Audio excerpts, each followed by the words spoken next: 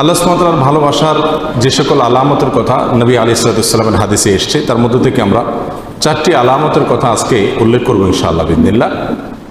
তার প্রথম আলামতটি প্রায় বেশিরভাগ হাদিসের কিতাবে বর্ণিত হয়েছে, যে রাসূল করিম সাল্লাল্লাহু আলাইহি ওয়াসাল্লাম ইরশাদ করেছেন, আল্লাহ সুবহানাহু ওয়া তাআলা যখন কোনো বান্দাকে ভালোবাসেন তখন তিনি জিবরিলকে নির্দেশ করে বলেন যে অমুকের তার আমলের কারণে, তার চিন্তাধারার কারণে, তার চলাফেরার বিশুদ্ধ উপায় এবং পদ্ধতির কারণে আমি তাকে ভালোবাসি। আল্লাহ সুবহানাহু ওয়া তাআলা ভালোবাসাকে তখন জানিয়ে দেন, তখন তিনি জিবরিলকে নির্দেশ করেন তুমিও তাকে ভালোবাসো। তখন জিবরিল আসমানে ঘোষণা দেন যে আল্লাহ অমুককে ভালোবেসেছেন, তাই আল্লাহ নির্দেশ করেছেন ভালোবাসার, তোমরাও তাকে ভালোবাসো। আসমানওয়ালারা অর্থাৎ ফেরেশতারা সকলে তার প্রতি ভালোবাসা প্রকাশ করেন। তখন আল্লাহ সুবহানাহু ওয়া তাআলা স্বয়ংক্রিয়ভাবে পৃথিবীতে যারা বসবাস করে তাদের অন্তরে ওই ব্যক্তির প্রতি ভালোবাসা সৃষ্টি করে দেন। বর্ণাকারী বলেন, আর যদি কাউকে আল্লাহ সুবহানাহু ওয়া তাআলা ঘৃণা করেন, অপছন্দ করেন, একইভাবে অর্থাৎ জিবরিলকে ডেকে বলেন আল্লাহ সুবহানাহু ওয়া তাআলা আমি অমুককে তার কর্মের কারণে তাকে আমি অপছন্দ করি, তুমি অপছন্দ করো। আসমানওয়ালারা অপছন্দ করে, তারপরে জমিনওয়ালা বা পৃথিবীবাসীও তাকে অপছন্দ করতে থাকে। এই হাদিস থেকে বোঝা গেল আল্লাহ সুবহানাহু ওয়া তাআলা যখন কাউকে ভালোবাসেন তার একটা আলামত হলো যে পৃথিবীতে বেশিরভাগ মানুষ বা সচরাচর তাকে যারা চিনে জানে তাদের সকলের ভালোবাসা তার প্রতি আল্লাহ সুবহানাহু ওয়া তাআলা সৃষ্টি করে দেন। নাম্বার 2, আল্লাহ সুবহানাহু ওয়া তাআলা যখন কোনো মানুষকে ভালোবাসেন, কাউকে পছন্দ করেন, সেটা আমরা কিভাবে বুঝবো? তার দ্বিতীয় আলামত হলো আল্লাহ যাকে ভালোবাসেন তাকে বিপদ আপদ দেন, তাকে মুসিবত দেন, তাকে কষ্ট দেন। এটা হলো একটা আলামত যে আল্লাহ সুবহানাহু ওয়া তাআলা ওই লোকটাকে ভালোবাসেন।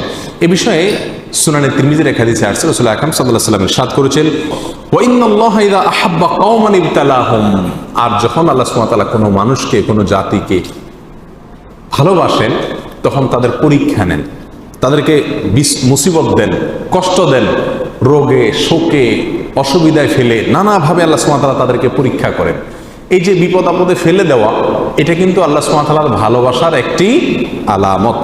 ফামান রাদিয়া ফালাহুর রিদা ওয়া মান সাখাতা ফালাহুস সাখত, আল্লাহর এই দেওয়া পরীক্ষায়, কষ্টে যে ব্যক্তি সন্তুষ্ট হয়ে যায়, আল্লাহর ফয়সালাকে মেনে নেয়, ফালাহুর রিদা, তার জন্য আল্লাহর সন্তুষ্টি অবধারিত হয়ে যায়।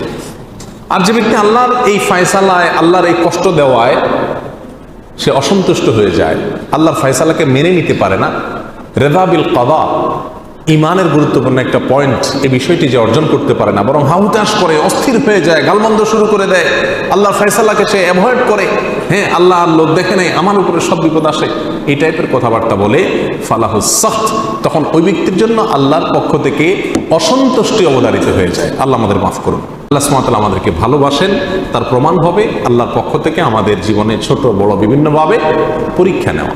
আমরা জানি কোরআনে কারিমে আল্লাহ তাআলা বিভিন্ন নবী রাসূলদের ঘটনা বলেছেন। এর ভিতরে সবচেয়ে বেশি কঠিন পরীক্ষা যার জীবনে আসছে তিনি কোন নবী ছিলেন? ইব্রাহিম আলাইহিস সালাম। ইব্রাহিম আলাইহিস সালাম সম্পর্কে আল্লাহ সুবহানাহু ওয়া তাআলা কোরআনে কারিমে একাধিক জায়গায় বলেছেন কি কি পরীক্ষা নিয়েছেন। ওয়া ইয ইবতালা ইব্রাহিম, যখন আল্লাহ সুবহানাহু ওয়া তাআলা ইব্রাহিমের পরীক্ষা নিয়েছেন, ইব্রাহিমের পরীক্ষা আল্লাহ তাআলা নিয়েছেন। কেন ইব্রাহিমের পরীক্ষা নিয়েছেন? আল্লাহ তো ফেরাউনের পরীক্ষা নেন নাই, আল্লাহ তো বলেন না আল্লাহ নমরুদের পরীক্ষা নিয়েছেন, আল্লাহ এটা বলেন নাই কোরআনে কোথাও যে আল্লাহ আবু জাহালের পরীক্ষা নিয়েছেন, আবু লাহাবের পরীক্ষা নিয়েছেন। তারা তো স্টুডেন্টই না, তারা তো আল্লাহর বান্দাই না, নেককার বান্দাই না, মুমিন বান্দাই না, যার কারণে তাদের পরীক্ষা নেওয়ার প্রশ্ন নাই। যার জীবনে বিপদ আছে, ইমানদার যদি হয়ে থাকে তাহলে বুঝতে হবে সে আল্লাহর কাছে কোনো না কোনো কারণে প্রিয় হয়েছেন, আল্লাহ তাকে পরীক্ষা করছেন, বিধায় অস্থির এবং ব্যাকুল হওয়া যাবে না। আল্লাহ তাআলা আমাদের তৌফিক দান করুন। তাহলে দ্বিতীয় আলামতটি আমরা পেলাম আল্লাহর ভালোবাসা। তৃতীয়, আল্লাহ যখন আমাদের কাউকে ভালোবাসেন তার আলামত কি? এটা বড় জটিল আলামত, বড় কঠিন আলামত। তার আলামত হলো আল্লাহ সুবহানাহু ওয়া তাআলা তাকে দুনিয়া থেকে দূরে সরায় রাখেন, দুনিয়ার সাথে মিশে হাবুডুবু খেয়ে একাকার হয়ে যাওয়া থেকে আল্লাহ তাআলা হেফাজত করেন। আমাদের অনেকে আমরা দুনিয়া চাই, পদ পদবি, অর্থ কড়ি, প্রভাব প্রতিপত্তি, কেনা চাই, আমরা সবাই চাই এগুলা, কিন্তু আল্লাহ সুবহানাহু ওয়া তাআলা কিছু মানুষকে ভালোবেসে এগুলো থেকে দূরে সরায় রাখেন। সে চাইলেও ব্যাটে বলে হয় না। আল্লাহ সুবহানাহু ওয়া তাআলা তাকে দুনিয়া থেকে পরিকল্পিতভাবে বাই প্ল্যান, ইচ্ছাপূর্বক আল্লাহ সুবহানাহু ওয়া তাআলা সরায় রাখেন। কেন? তার জন্য ওই জায়গায় গেলে ক্ষতি হবে। সে দুনিয়ার সাথে যদি মিশে যায় তাহলে সে ধ্বংস হয়ে যাবে। আল্লাহ সুবহানাহু ওয়া তাআলা তাকে বাঁচিয়ে রাখেন। এই প্রসঙ্গে সহিহ ইবনে হিব্বান, মুস্তাদরাক হাকিম, সুনানে তিরমিজি, অনেকগুলো হাদিসের কিতাবে হাদিসটি বর্ণিত হয়েছে। রাসূল আকরাম সাল্লাল্লাহু আলাইহি ওয়াসাল্লাম বলেছেন, ইন্নাল্লাহা ইযা আহাব্বা আবদান হামাহুদ দুনিয়া কামা ইয়াহমি আহাদুকুম মারিদাহু আল মা লিয়াশফিয়া। তোমাদের কেউ তোমাদের প্রিয়জনরা অসুস্থ হলে যেই রোগে পানি টাচ করলে অসুবিধা হবে তাকে যেরকম পানি থেকে তোমরা বাঁচিয়ে রাখো, আল্লাহ যখন কোনো মানুষকে ভালোবাসেন তার আল্লাহর ভালোবাসার মানুষটাকে আল্লাহ তাআলা দুনিয়া থেকে এরকম বাঁচিয়ে রাখেন। আল্লাহর ভালোবাসার আরেকটি আলামত হলো নেক কাজ করার সুযোগ পাওয়া। আল্লাহ যদি কাউকে নেক কাজ করার সুযোগ দেন, ভালো কাজ করার সুযোগ দেন, তৌফিক হয় ভালো কাজ করার, ভালো পথে চলার, এর মানে হলো আল্লাহ সুবহানাহু ওয়া তাআলা তাকে ভালোবাসেন। আমাদের সবাইকে তার প্রিয় পাত্র হওয়ার তৌফিক দান করুন।